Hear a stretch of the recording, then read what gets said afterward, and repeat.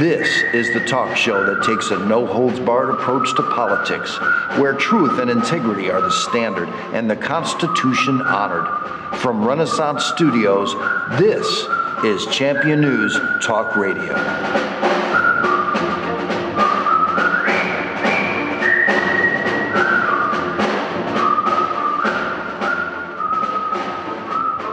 Good morning and welcome to another great edition of Champion News Talk Radio, brought to you by championnews.net, your choice for the conservative voice.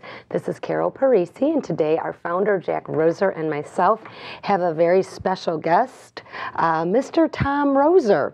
And does that sound familiar to you, Jack? Very much so. Tom is the president of Auto Engineering. He was and still is my son, and glad of it. And glad of it. Tom had a considerable success in business, both as an engineer working for an engineering firm back in the days when they were making the Zion plant, nuclear plant, and but he also had a considerable career with Baxter Laboratories, and flew the Learjet around the world to install plants here and there. A father can say whatever he wants about his son. Yes, he can. I got to say this. You've all heard the song "A Boy Named Sue," and I wasn't that tough as to actually name him a thing like Sue that would ensure he got tough enough to handle it. But Tom had come up with half of everything that he wanted from his two-wheel bike on up, including his college education. And he got jobs when other kids in high school couldn't.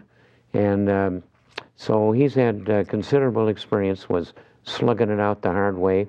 And well, you said he got jobs. You probably gave him those jobs, right? He's going to be saying things here, and I wanted to provide a little bit for him. This is not just your ordinary dumb sock. I'm damn proud of my son.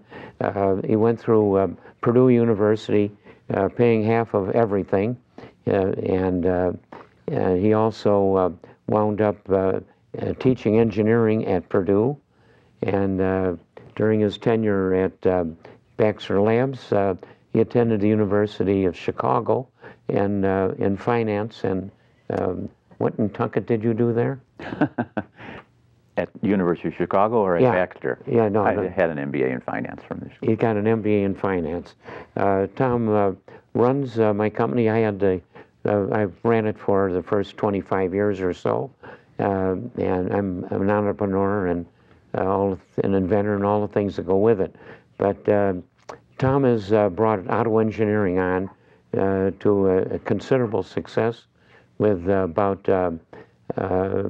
600 employees and sales approaching $100 million a year. I would tell anybody that we are the highest quality manufacturer in the state of Illinois, making aircraft controls and communication devices for people that have serious jobs. Well, so the only reason I'm puffing it up is not because he's my son, but because he's done those things, and that's pertinent to the whole thing, because this company grew as an American. What do we call it today? Dream, American dream. And it really did, because it started with $5,000 and didn't borrow. But he took that on to dramatic heights. And we're a remarkable success, a vertical manufacturer in the state of Illinois, which means we are doing the actual manufacturing, machine shop molding, all of the things that so many people are making outside this country.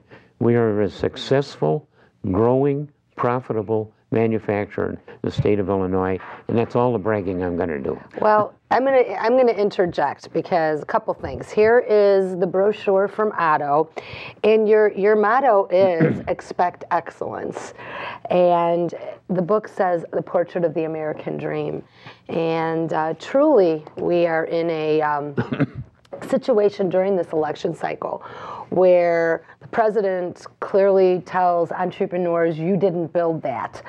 And I beg to differ, because I believe you started something, your son is fulfilling a legacy, and I want to hear a little bit from you, He's turned Tom. this legacy more into just an investment. It's not a legacy. Yeah, but you started it, and Otto, let's talk a little bit about legacy, because Otto is your father's name. You started this business with your inventions. Your son has taken your business to another level. You're talking generational legacy here. We are, and that's a story in itself, but you and I have talked enough, and he has a lot to say about not only the business side, but the social side of the activities of auto engineering. Well, Tom, what do you have to say? Good morning. Good morning. This whole thing at its root has capitalism. And today, the president has tried to vilify people who want to be capitalists. Well, I learned it at a very young age, and what my dad said is, if you work and you save, I will help you enjoy the fruits of your work. And he would match my 50 cents on every dollar. That couldn't be a gift, it had to be something that I earned. I cut lawns, I mowed. One year he sent me door to door with some little packaged candy to sell gifts at Christmas time. You had to weave out of little packaged candies. You weaved a wreath to put on the door. But I will tell you that one of the things that I bought when I was 10 years old was a brand spanking new 10-speed bicycle, a Schwinn Varsity. It was $66.95. I remember it. It was a lot of money then. Yes, it was. I still That'd have be that more bike. than $600 today. I still have that bike. I still ride that bike. And I was on the bike, the drive this most recent Memorial Day. And as people went by, they all turned their head and said, nice, classic Schwinn. If you care, you can take care of things. But that was capitalism. And, you know, one can say Otto is a legacy. That's probably why I came there. But Otto is not a legacy. Otto is a statement of capitalism in America. And when people say you can't manufacture in America, they haven't been to Otto. You know, why can't you manufacture in America? Is it because you can't find well-trained employees? Well, partly that's starting to be true, in that our educational system says, go to college and you'll be whatever you want to be. There's two things wrong with that. The first thing is some people aren't suited for college, and some very good plumbers, welders, or electricians. They're spoiling truck drivers at college. Sure. And the other thing is, that's an unfair thing, as my father would say. It's not fair to say if you work hard you can be anything you want to be, because you can't. But he would put a different motto, and he would say, if you work hard, you can surprise yourself on what you can accomplish. But you can't do any of that unless you have a society that lets you unleash what you are. Well, clearly, we have the opportunity program versus the entitlement program that's very present today. So you're going to tell me you grew up as a child of Mr. Roser, and he didn't buy the whole bike for you? I bet you were unique in your community, though. Growing up in a... I don't know that.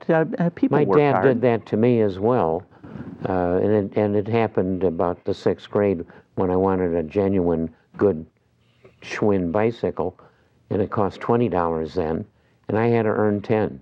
You know, My dad was stunned when I actually did do that. 50 years ago, I expected that I would wash the dishes or shovel the walk or cut the lawn.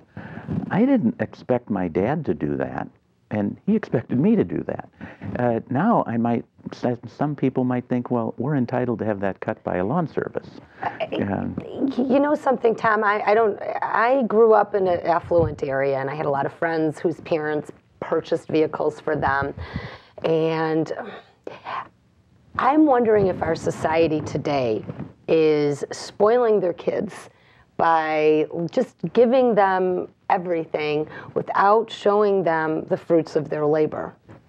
I don't know that parents are spoiling their kids, but society has told people they don't have to take care of themselves. Something as simple as unemployment benefits. That kicks in after 2 weeks of unemployment. What is your incentive to save for the problem that could occur in your employment chain? There is none. So two things happen. One is the expense of the system gets very high, possibly because of abuse, but capital formation by the individual, because he needs to have some capital, is now absent in society. So there's all these little tentacles that happen that have made it where people's attitude about capitalism is different.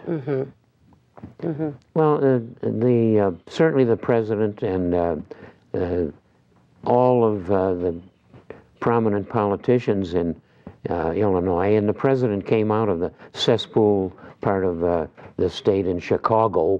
You know, just look at the way he even went to the Senate in Illinois. He knocked the previous one off the ballot with some tricks that she didn't realize. She hadn't dotted all of the I's in her application. He knocked 4 people off the ballot, didn't really have to run. He's been a tricky guy working, in the community. He's had none of the leavening experiences that went to that man or anybody else that's running companies.